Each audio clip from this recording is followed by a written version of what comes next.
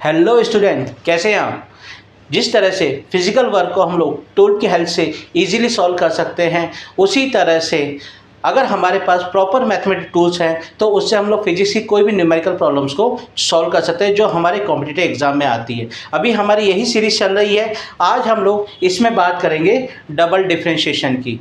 जैसे कि last class में हम लोगों ने डिफरेंशिएशन सीखा था, तो डिफरेंशिएशन में हमने क्या कहा था, जैसे y suppose function of x है और इसका dy बाई डी एक्स निकालते हैं, जिसको हम लोग f डैश x से लिखते हैं, f डैश x से लिखते हैं, ये डैश लगा दिया, ठीक है। ये आपका फर्स्ट डेरिवेटिव रिप्रेजेंट करता है।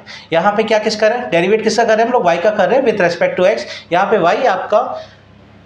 y आपका डिपेंडेंट वेरिएबल है, जबकि x आपका इंडिपेंडेंट वेरिएबल है।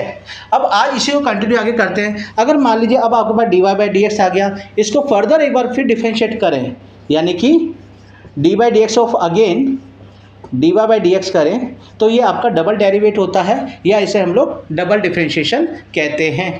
ये हो गया आपका d square y by d x square, या इसको हम लोग रिप्रेजेंट करते हैं एफ डबल डैश एक्स। ये मेरी बात समझ में आई आपको, इसमें कोई डाउट है नहीं है। चलिए अब यहाँ पे जैसे अब मान लीजिए आपके पास पोजीशन है x, या पोजीशन सपोज करो हम लोग लेते हैं पोजीशन s।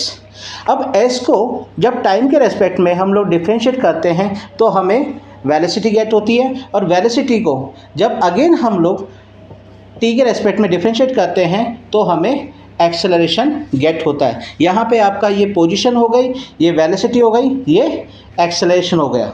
यानी कि यहाँ पे v क्या हुआ, it's a d by d t of s, ठीक है, यानी कि d s by d t हो गया।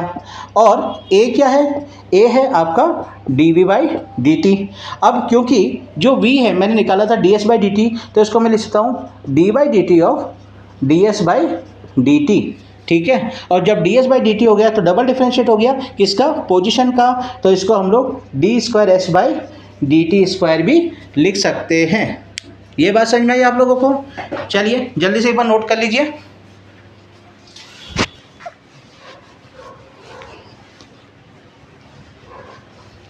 हाँ जी, नोट कर लिया आप लोगों ने। चलिए अब इसके ऊपर क्वेश्चन लेते हैं। सपोज करिए मैं यहाँ पे एक क्वेश्चन ले रहा हूँ, y equal to x cos x, y equal to x cos x, और मैं आपसे कहता हूँ कि d square y by d x square निकालिए। तो पहले तो मुझे एक बार डिफरेंशिएट करना पड़ेगा, क्योंकि आप देख रहे हैं यहाँ पे ये दो फंक्शन है, एक फंक्शन मेरा x है और एक मेरा फंक्शन cos x है, ठीक है। ये फर्स्ट फंक्शन हो गया और ये सेकंड फंक्शन हो गया।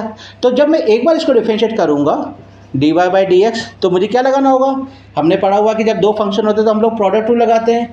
तो क्या करेंगे प्रोडक्ट रूल में, पहले फर्स्ट फंक्शन कैसे रखा, D by d x of हमने cos x किया, अगली बार हमने सेकंड फंक्शन cos x को ऐसे रखा और D by d x of x किया, ठीक है। अभी क्या हो जाएगा, x cos x का हो जाता है माइनस साइन x, माइनस को मैंने आगे लगा लिया और यहाँ पे साइन x हो गया, प्लस cos x को ऐसे रखा और D by d x of x क्या होता है, 1 होता है। तो यहाँ पे 1 लिखिए या ना लिखें कोई फ़र्क नहीं पड़ता है। तो आपका यहाँ पे जो d y by d x है वो क्या आ गया, वो आ गया आपका minus x sine x plus cos x।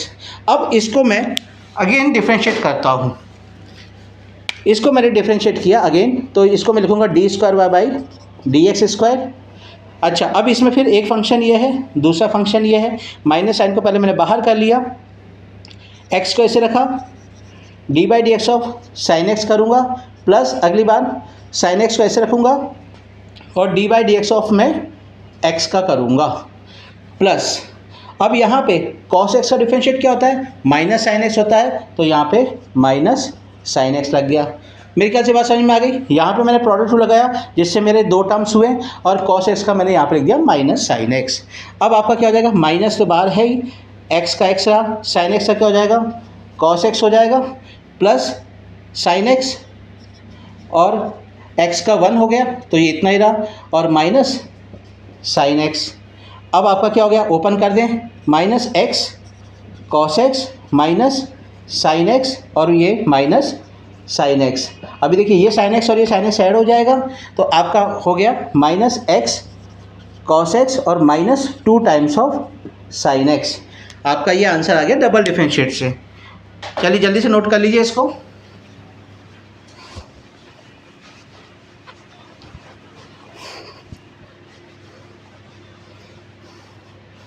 हाँ जी, हो गया क्लियर। चलिए एक क्वेश्चन और लेते हैं इसके ऊपर।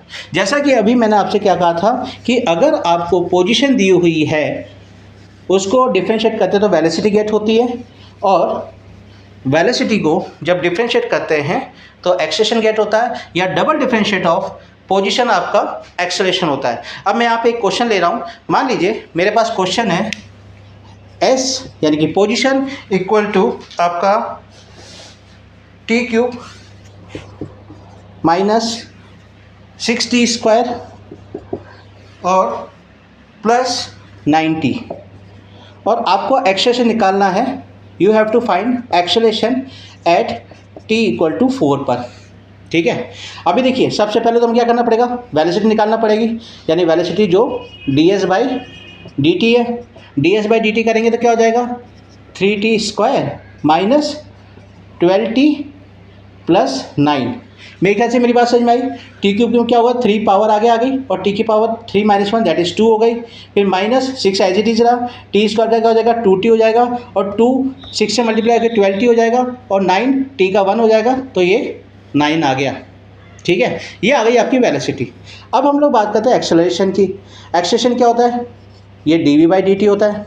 ठीक है, तो इस चीज़ का डिफरेंशिएट करें तो अब ये 2 आगे आ जाएगा, 3 से मल्टीप्लाई करके 6, और t की पावर 1 रह गई, माइनस 12 और t का 1 हो गया, क्योंकि 9 कांस्टेंट है तो आपका वो 0 हो गया। यानी कि एक्सेलरेशन अब आपका हो गया 60 माइनस 12। अब मैंने आपसे क्या कहा था, हमको फाइंड करना था कि acceleration at t equal to 4 पर। ठीक है, अब आपका एक्सेलरेशन क्या हो जाएगा, t की वैल्यू 4 पुट कर लीजिए, तो 6 into 4 minus 12, 6 into 4 minus 12 that is 24 minus 12 that is 12 metre पर सेकंड स्क्वायर। एक्सेलरेशन यूनिट होती है मीटर पर सेकंड स्क्वायर।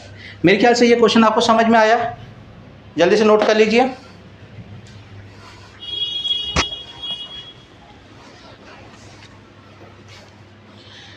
हाँ जी, डबल डिफरेंशिएट समझ में आया, कोई दिक्कत नहीं है, इजी है ना। तो अगले लेक्चर में हम लोग आपसे बात करेंगे इंटीग्रेशन की और एप्लीकेशन और डेरिवेट की। ठीक है।